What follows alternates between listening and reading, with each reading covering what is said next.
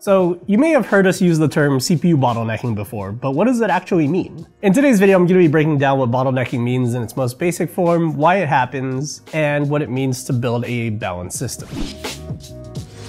iBuyPower's custom PC builder, you get the fun of customization without the confusion of part-to-part compatibility. Mix and match top brands like Intel, Microsoft, Western Digital, Asus, and more. The tool provides a compatibility check so you know exactly which components will work with your build. Make your PC as unique as you when you customize your build with RGB fans and other components. And the best part about all this, they build it for you. Spend less time stressing and spend more time gaming. To start configuring your next dream PC, follow the link in the description below. So if you guys didn't watch Steve's excellent video and discussion with Tomy Peterson, which was super nerdy, I don't blame you because it was super nerdy, but I think that that's gonna be an awesome video for you guys to check out after this to understand really what happens with, really goes on in between the software and the hardware when it comes to, you know, how a game actually gets from code all the way to an image that your eyeballs can enjoy. But we're not here for that super ultra nerdy level. We're gonna be taking this discussion from the top. Like, what does a GPU and a CPU really do? And what are their roles in providing that video game experience for you to enjoy? So bottlenecking 101, what even is a bottleneck? A bottleneck is when any component in a system has to wait for another component before the work that it's been assigned can continue. So that could be the CPU waiting for the GPU or vice versa. Well, you probably know what the GPU does. It's kind of in the name, right? Graphics processing unit. So this is the thing that does all the drawing. But we won't really talk about this thing for now.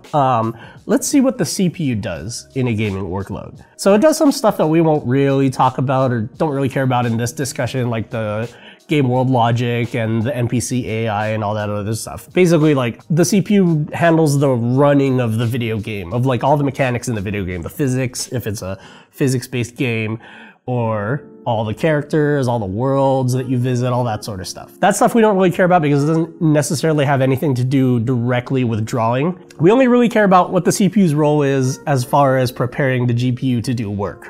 So what does that mean?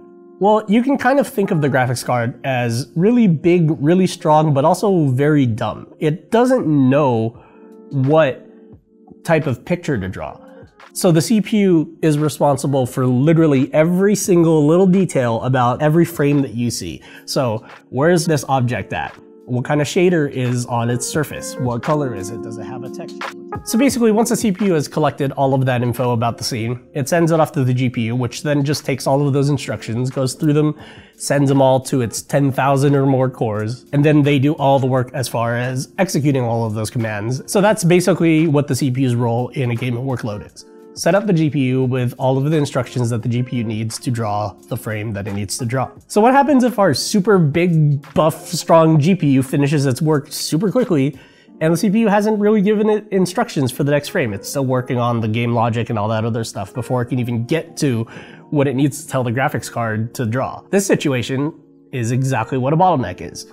The graphics card is sitting there twiddling its thumbs, waiting because the processor is either overtaxed or underpowered for the workload, aka could be an i3, a really weak processor, or it could be a super strong i9 or some 5800 or 7800 X3D that could be struggling because the user has paired it with a 1080p 500 Hertz monitor and they're trying to target 500 FPS.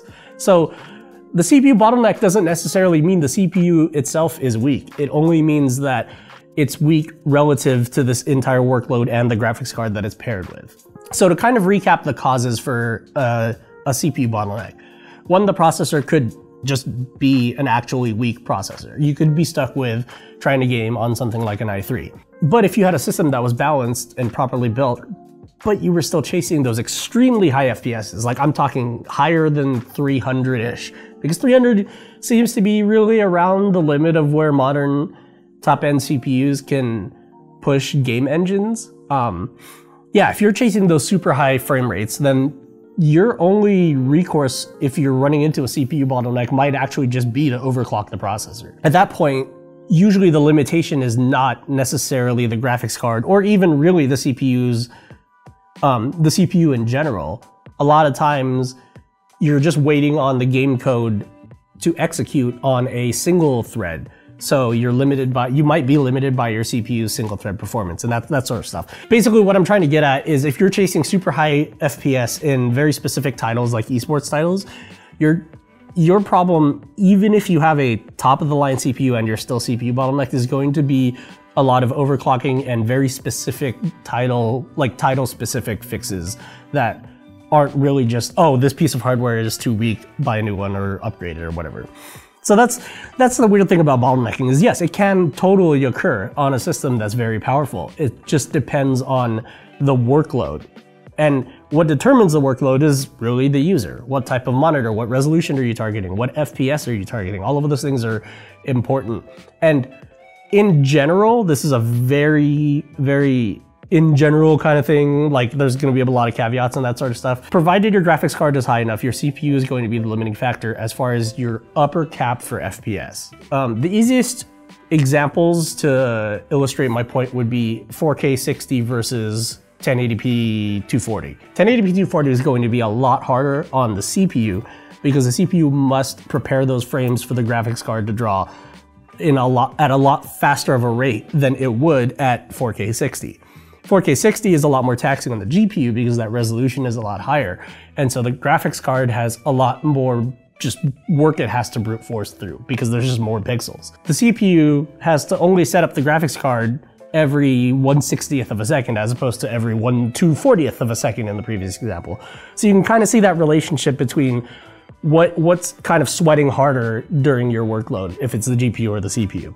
So bottlenecking is basically, just to bring it back to bottlenecking 101, if one of the components is waiting for the other component, then you're leaving some performance on the table. And that's what we try to eliminate when we tell people, you know, build a balanced system. Don't overspec a GPU for the CPU you're matching it with, and vice versa. You know, if you know that you're going to be targeting very high frame rates with very low resolution, don't like gimp that system by giving it an i3 or an i5. You know, if you're aiming for those high frame rates, that sort of stuff. Now, if you're in the opposite situation, which you might be with some of the weird, like, you know, I only had money for a graphics card and I had this hand-me-down, like, office computer that got given to me or something like that, you do have a counterintuitive solution. If your CPU is going to be so weak that it's going to cap your top, like your highest end FPS to something maybe around the 60-ish to 120-ish range, you might as well just turn the graphics settings up. Because if the GPU is sitting there idling, not doing anything, you can give it more work by essentially asking it to make prettier frames.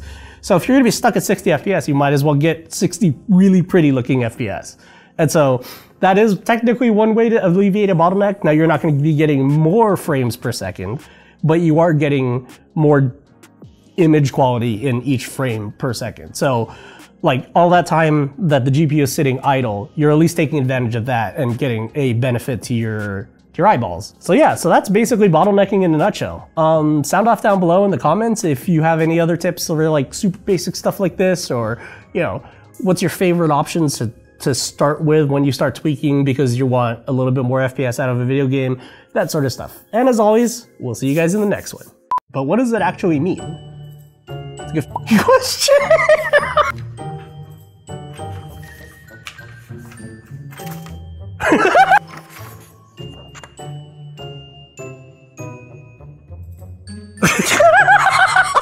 Okay, I'm just slowly folding.